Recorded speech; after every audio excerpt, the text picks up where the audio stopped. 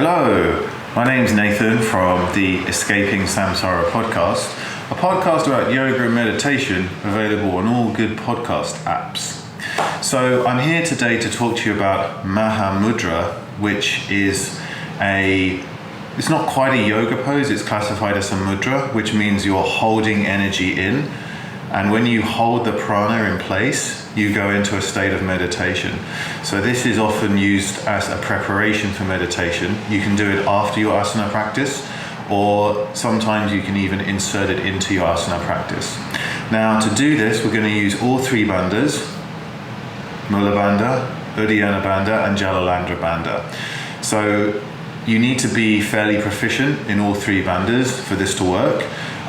So I suggest if you don't know how to do them, then first learn that.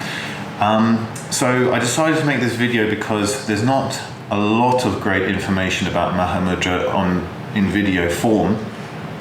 So in order to make this accurate, I looked into instructions in Krishnamacharya's Yoga Makaranda, the Shivananda book, Asana, Mudra, Pranayama, or the other way around, and some other research, and I've been practicing this sort of for 2 or 3 years, so it's kind of a mixture of research and my own practice. So this is Maha Mudra. So to do it, you pop your right leg out and your left leg about sort of 90 degrees. It can be a bit in, it doesn't matter. So this is the starting position for Janu Shirasasana A, B, and C. Now what we're going to do is go into Janu Shirasasana B, which means you take your heel and you pop it so that it presses into your perineum. Now you have to then sort of sit on your foot. It might feel a little bit uncomfortable, but as long as you're not in any pain, then a little bit of discomfort is fine. So just sort of arranging, the knee will be at a slightly greater or lesser angle. So to do it, we're going to take hold of the foot like so. This stimulates the right side of the body so that when we apply the mudra, it will be sort of working on the right side, and then we'll do it on the left side. So the first iteration of Maha Mudra is retaining the breath at the top of the inhale. And you just retain for as long as is comfortable, like this.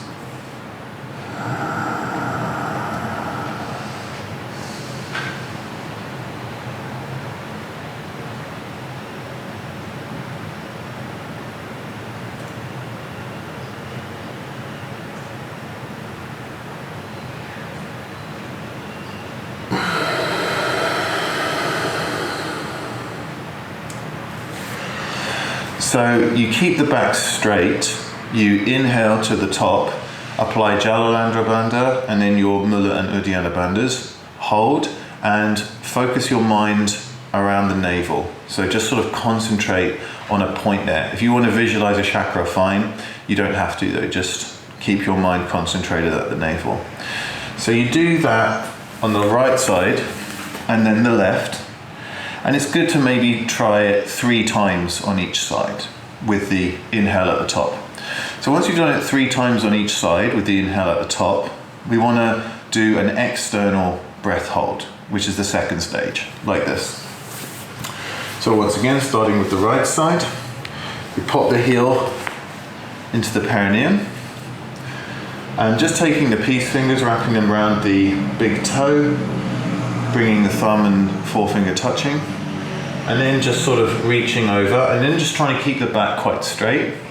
We're going to inhale, exhale, hold the breath out, and apply all 3 bandha like this.